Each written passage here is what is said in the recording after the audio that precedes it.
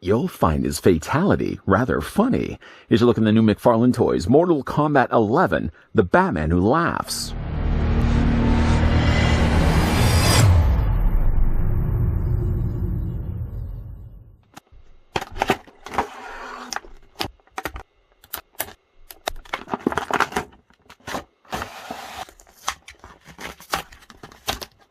Born from the nightmares of the dark multiverse, the Batman Who Laughs is a hybrid version of the Batman and the Joker from Earth -22. The twisted version of Batman who was created when nanotoxins from the Joker's heart was released into Bruce Wayne's bloodstream, causing the Dark Knight's perfect mind to merge with the warped psyche of the Clown Prince of Crime. Now he is thrust into the world of Mortal Kombat, where he'll fight for supremacy against all combatants. Before we see some sick moves with a smile, let's go ahead and measure off the Batman Who Laughs. I did actually find this one over on Entertainment Earth's website, to which, windshield wiper my way. I'll provide the link down below in the video description if you guys are interested to grab one for yourself. Taking, though, the point right to the very top where the point is, the Batman Who Laughs stands 6.5 inches in height, or the figure's about 16.5 centimeters tall. And for your size comparisons, let's bring in the original Batman Who Laughs, also from McFarlane's team in the DC Multiverse line. I wanted to bring in the original figure because I wanted to show you, and while many things have changed between the two, and the sculpting definitely has improved, the designs of the costumes very much still stay the same. And then, of course, because Joker is also in Mortal Kombat 11, I did want to bring in the Mortal Kombat 11 Joker, who I might even say is a tad bit too tall. I think I would have maybe made the Batman Who Laughs just a little bit taller, so at least he was head-to-head, back-to-back, the same size as the Clown Prince of Crime. Okay, maybe the Joker should still be taller than Batman. He is taller than Batman anyways in the comics. The same thing should also be true when he's in Mortal Kombat 11. Speaking of Mortal Kombat, at least from a display standpoint, the display stand, while still being the same as what we're used to seeing, does have, at least to its credit, Mortal Kombat printed down below. I do wish that sometimes they would add the 11 onto there, but I guess if they wanted to use the stand for other things, printing on Mortal Kombat at least tells us, the collectors, exactly what this line is for and who the stand belongs to. In this case, the Batman Who Laughs. He actually stands fine on his own. He really doesn't technically need the display stand, but it's included. What isn't included, sadly, though, is a trading card, which I think is consistent with all the other Mortal Kombat 11 figures. None of them up to this point have come included with trading cards. What he does, however, come included with is a tiny little hook sickle. Now, one figure I should have really brought in for the comparisons here is also the Noob Saibot, a figure that I've looked at in earlier reviews, which very much heavily influences the design of the Batman Who Laughs. Not only the cowl piece that goes across the front of his face, but also the sickle weapon that he uses as well. The sickle looks like it's been painted or cast here in mostly a bright silver plastic. You can see that there's some chains wrapped around some of the spiked areas, and the handle being a slightly darker, or at least a more matte finish of that same color. It's a little bit off, more of a darker color. This can fit into either one of his hands. I think I started this review with this in this hand, but you really can have the sickle in either one of his hands. I do think the handle is a little too thick. One thing I always usually say about the accessory end of things, that usually for their accessories, they always make the handles really super thick. I mean, don't get me wrong, it fits well in his hand, but it does look like it's a little out of place with the handle being as thick as it is. And again, if you guys wanted to have it on the other side, you can do that as well. Although this hand doesn't do as good of a job of holding it, so maybe it really should belong on this side instead. There is no other place where you can take the sickle and hook it onto him. There's no loop or anything on his outfit or his jacket. So it's either in his hand or you're just out of luck. Getting a closer look at the head sculpt, again, very much heavily influenced by Noob Saibot, obviously bringing the calling card of the Batman Who Laughs ringlet of spikes.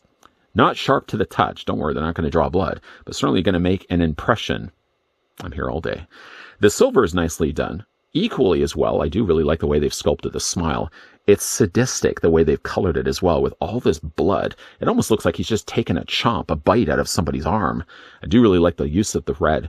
Red also brings a lot to the table as well, considering that so much of the figure is either just all black, or you've got the lighter coloring of the skin there. The red does bring a lot more to the table. There's also some additional purple in there too. Oh, by the way, the ringlets, the spike rings, doesn't actually come off of his head. But the collar piece, as you can see, is a softer plastic. I can actually just peel it back a little bit away to see that it looks like they've sculpted some additional details in there that might unfortunately be lost because the front of the cowl piece drapes in front of it. I do like it's a softer plastic. It doesn't also limit any articulation when it comes to the figures. We'll talk more about in a second. It's got some additional kind of plum colored purple on the inside of his collar, but That's really about it. All the rest of it is basically just sculpted black plastic too. Still, its credit is good.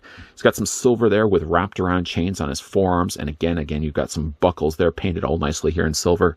I'm sure there probably could have been an opportunity that they could have added something in the way of extra color. Because again, like there's just so much black. You got basically black from like the collar all the way down to the bottoms of his feet, with no extra, any bit of extra color added anywhere on here. Maybe, I'm sure there's going to be a bloodied version of the Batman Who Laughs, similar to what we would have got with the bloodied version of the Joker. I never did end up picking up that figure, where I'm sure they probably could splatter on some additional red just to add a little bit of color, because again, there's so much black happening here. The front of his jacket is really soft plastic. You can feel it, or at least believe me when I'm feeling it.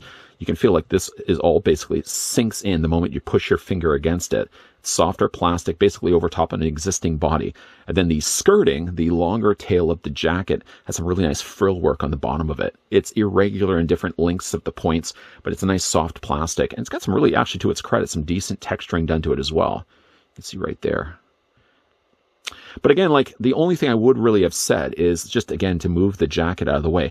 I don't mind that there's not much color happening here, but even if they had added just a little bit of something, maybe a little bit of silver just brushed to the sides of his knee pads or something just to deliver a little bit of color, because again, like there's so much black happening on this figure. It's a good looking sculpt, don't get me wrong, but I think a little bit of color could have gone a long way as well. For the articulation here on the Batman Who Laughs, the head is on a ball joint. Despite for the fact it does have the collar, and despite for the fact it has the collar piece, it actually does rotate pretty well, rotating the head all the way around. You can also bring the head down with a nice low look, or you can have the head looking up, and you can also rock it back and forth as well. Even though like the design is a little more of a departure from what I'm used to seeing with the Batman Who Laughs, I gotta say it's like one of the better looking smiles we've gotten from the Batman Who Laughs as well.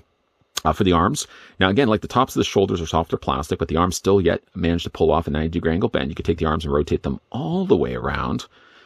There's also a bicep swivel, and that's, of course, the same on both the sides. Double hinge on the elbow, that's, again, the same on both the sides. And the hands rotate all the way around. Now, the upper torso, despite for the fact there's so much going on here, a lot of the additional kerning of plastic that they use, he still manages to pull off an upper torso ball joint. That's pretty good to see.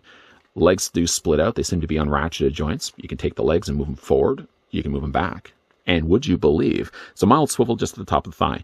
Now, this part also is softer plastic, similar usually with all the cases of the DC Multiverse figures. It's certainly to help hide the joint and also prevents the joints from being hung up when it comes to moving the legs back and forth. The figure does have a double hinge on the knee. How they've basically done the knee pad is they've attached the knee pad to the middle section. So when you hinge the knee, you're actually ultimately breaking up the sculpting that they did for the lower leg. But at least it's there, as opposed to just a single hinge. For the feet, they move up and down this way, and they, of course, rock back and forth. The way they've actually sculpted the boots and the way it covers over the shoe like this, it kind of reminds me of the 1989 costume worn by Michael Keaton. He does have an ankle pivot, and Batman Who Laughs also does have toe articulation, as it's independently hinged from the rest of the foot.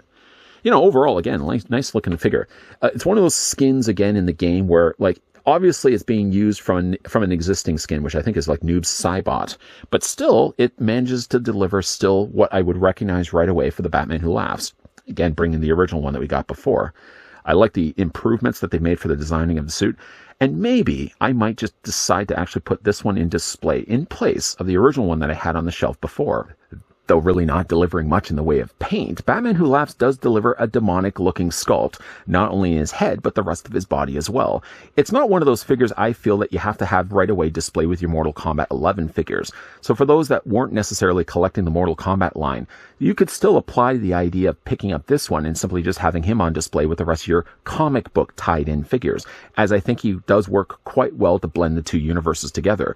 There's enough of Batman Who Laughs, but there's still enough of that Mortal Kombat vibe that I like really so much about the Mortal Kombat 11 designs. He does work really well in both collection spaces. So again, if you aren't collecting necessarily Mortal Kombat 11, I still think you should probably consider picking this one up, because I think at the end of the day, you get a really neat, really sinister looking Batman Who Laughs.